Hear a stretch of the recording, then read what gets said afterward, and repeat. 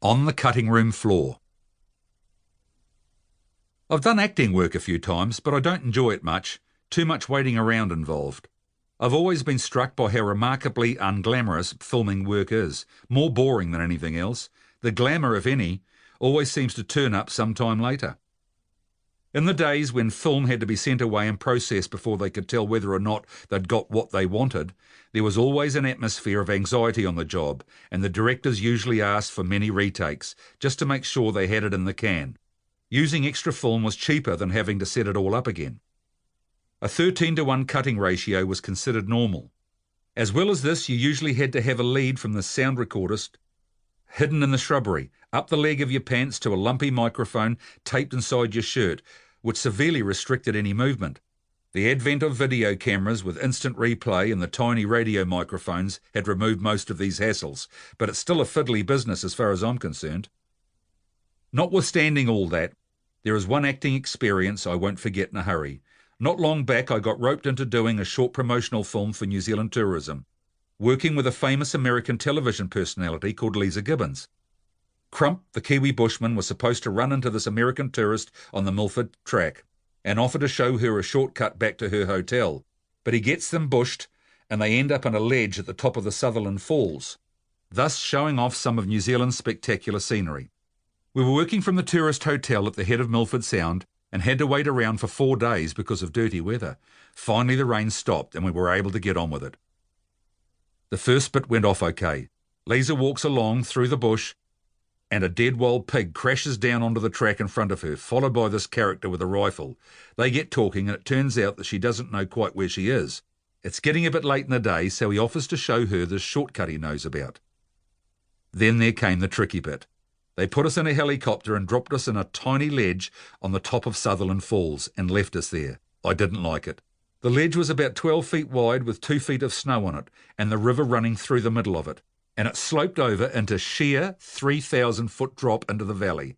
There's a lake at the top of those falls, and the idea that this chopper flew across the lake with a camera on the skid, and here were these two people standing at the top of the falls and Crump's voice saying, "This wasn't here when I came by earlier on."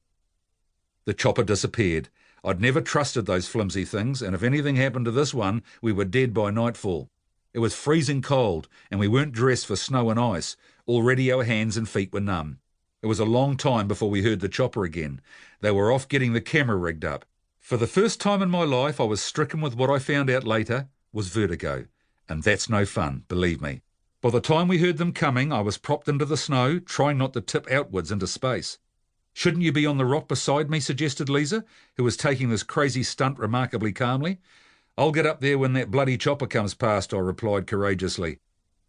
When the chopper approached, I made myself get up onto the rock beside her, and as soon as it had gone past, I got down on the snow again, where I felt slightly safer. I wasn't going to get any Oscars for this performance. They did 3 more runs, taking about 10 minutes over each one, and by the time the chopper returned and hovered to pick us up, I was on the verge of total panic. Without waiting for Lisa, I chivalrously grabbed a skid and clawed my way into the chopper and told the pilot to get me the hell out of here. I resented him waiting around for her to get in too. Back at the hotel, I had a hot shower and got into warm, dry clothes and repaired to the bar and armed with a double whiskey. I was feeling almost human again. Then one of the crew came and told me that they'd been viewing the footage they'd got and it wasn't what they wanted. We were going to have to do it again after lunch. I laughed at them. "Like hell," I said. "They're not getting me up there again for all the tea in China, the deer in Fiordland or the trout in Lake Taupo." Lisa didn't want to go back up there either, though it was only the cold that put her off the idea, so they decided that they'd have to use stand-ins. Personally, I didn't care what they used. A mate of mine who'd come with me on the adventure was about my build, and the cameraman's wife was tall and blonde, so after lunch they dressed them up in our gear and flew off with them. Lisa and I sat in the sun on the hotel balcony yarning. As well as being a good looker, she was an interesting woman to talk to. Been all sorts of places and done all sorts of things, but neither of us had ever done anything like we had done that morning. We'd shared a unique experience, and that made us mates. We got along great guns. The chopper was away for about 2 hours, and when it landed back at the hotel, we could see straight away that something hadn't gone quite right.